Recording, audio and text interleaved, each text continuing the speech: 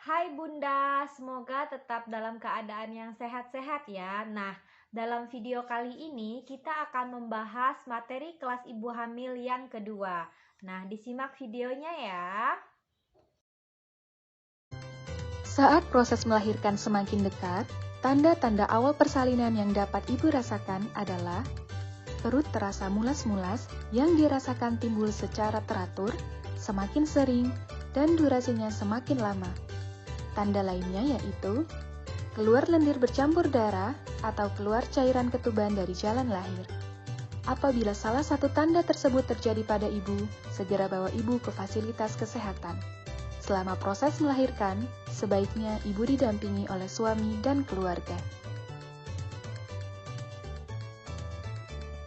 Dalam proses persalinan terdapat tanda-tanda bahaya yang perlu diwaspadai, yaitu ibu tidak kuat untuk mengejan, air ketuban yang keluar tampak keruh dan berbau. Hal ini dapat menandakan adanya infeksi pada ketuban atau gangguan pada bayi di dalam kandungan.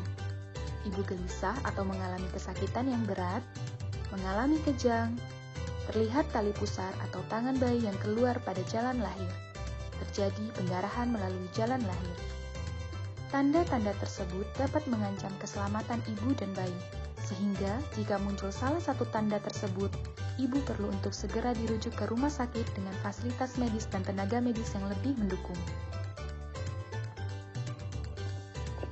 Ibu, selama proses persalinan, ibu akan merasakan mulas atau merasa kencang-kencang pada perut yang timbul teratur.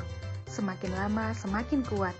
Hal ini wajar, menandakan terjadinya kontraksi pada rahim yang akan membantu proses lahirnya bayi.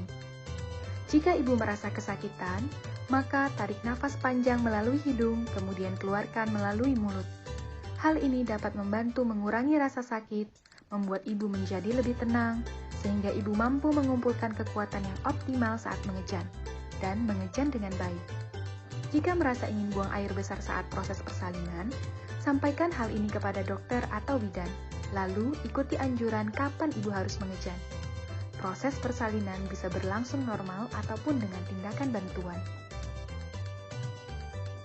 Selanjutnya, IMD, inisiasi menyusu dini. Apa itu IMD?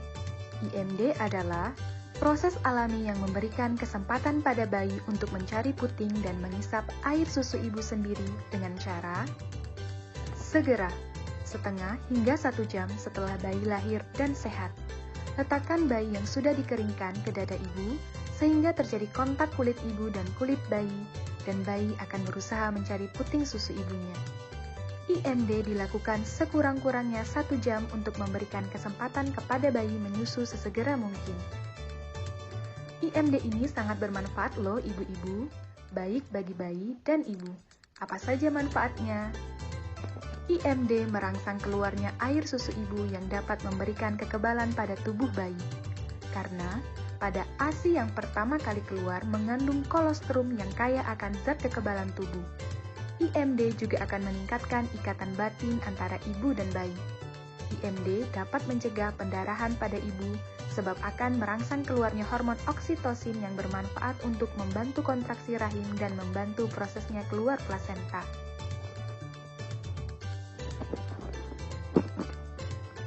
Materi selanjutnya adalah tentang masa nifas. Setelah melahirkan, ibu akan langsung memasuki masa nifas. Dimulai ketika plasenta telah keluar dan berlanjut hingga beberapa minggu kemudian. Hal yang perlu diperhatikan adalah perawatan selama masa nifas. Berikut tips untuk menjaga kesehatan ibu nifas. Pertama, 2 jam pertama, petugas kesehatan akan memantau kesadaran, tekanan darah, suhu, laju pernafasan, perdarahan, dan kontraksi rahim ibu.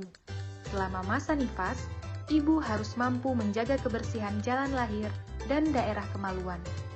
Banyak minum dan konsumsi sumber makanan yang bergizi seimbang, yaitu mengandung karbohidrat, protein hewani maupun nabati, sayuran, dan buah-buahan.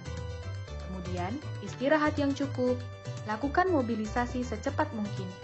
Minum kapsul vitamin A tablet merah segera setelah melahirkan dan minum lagi 24 jam setelah minum tablet yang pertama.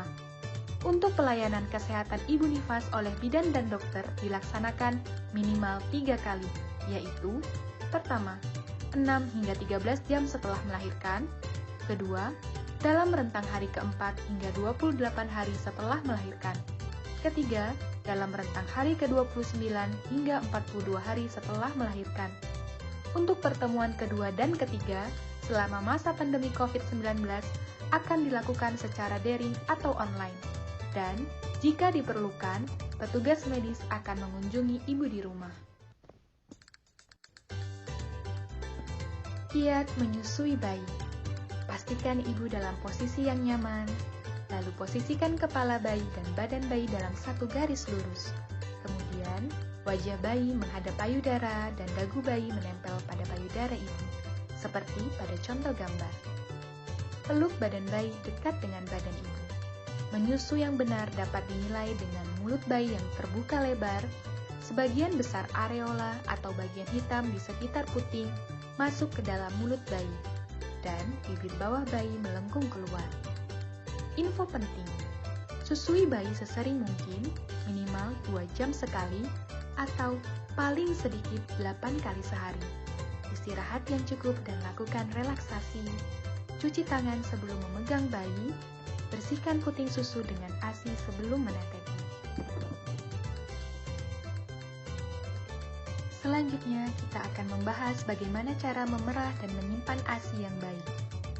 Memerah dapat dilakukan dengan pijat payudara dengan lembut, lalu mengarahkan puting ke wadah yang telah disiapkan untuk menampung ASI.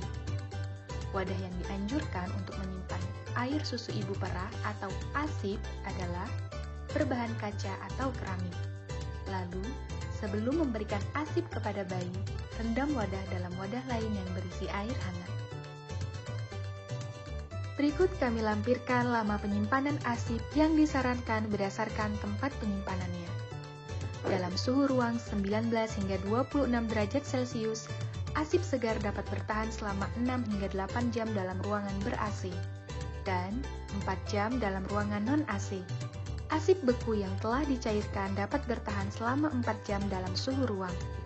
Di dalam freezer, ASIP dapat bertahan hingga 2 minggu dalam suhu minus 18 hingga 0 derajat Celcius, 3 hingga 4 bulan dalam suhu minus 20 hingga minus 18 derajat Celcius, dan dapat disimpan selama 24 jam di dalam tas pendingin atau cooler bag dengan suhu minus 15 hingga minus 4 derajat Celcius.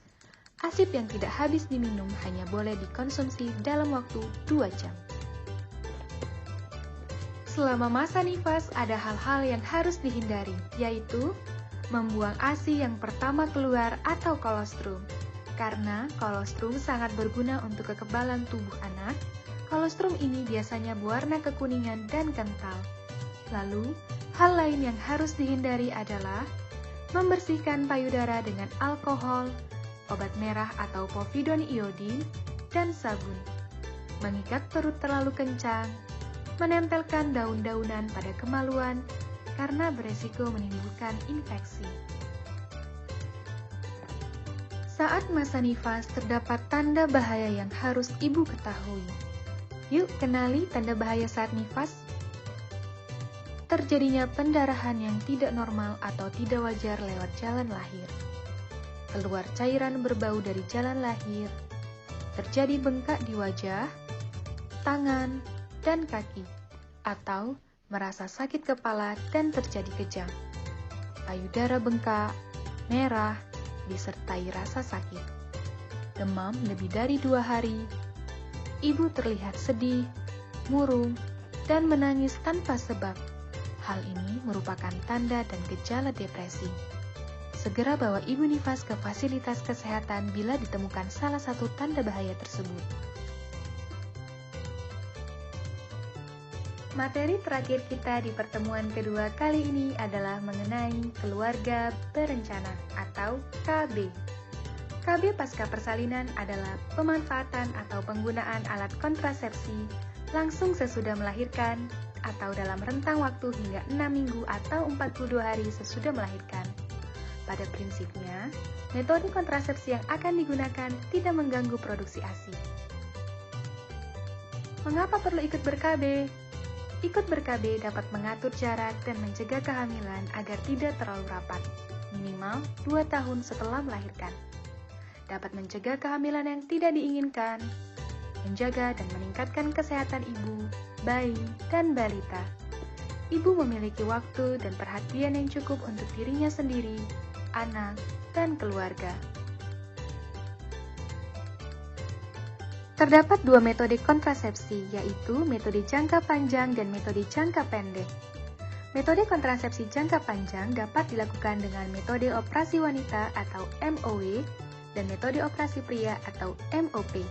Lalu, dapat dengan penggunaan alat kontrasepsi dalam rahim disingkat dengan AKDR atau dikenal dengan IUD, intrauterine device, atau sering dikenal dengan spiral, yang jangka waktu penggunaannya bisa sampai 10 tahun.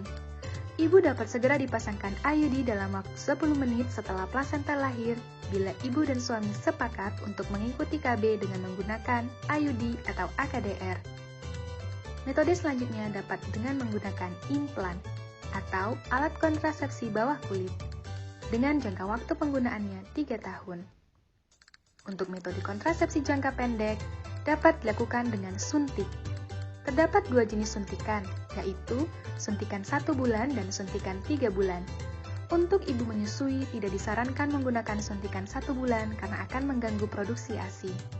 Selanjutnya, dapat melalui penggunaan pil KB, kemudian penggunaan kondom. Sekian dulu Bunda untuk materi kelas ibu hamil yang kedua. Sampai jumpa di video berikutnya. Bye-bye.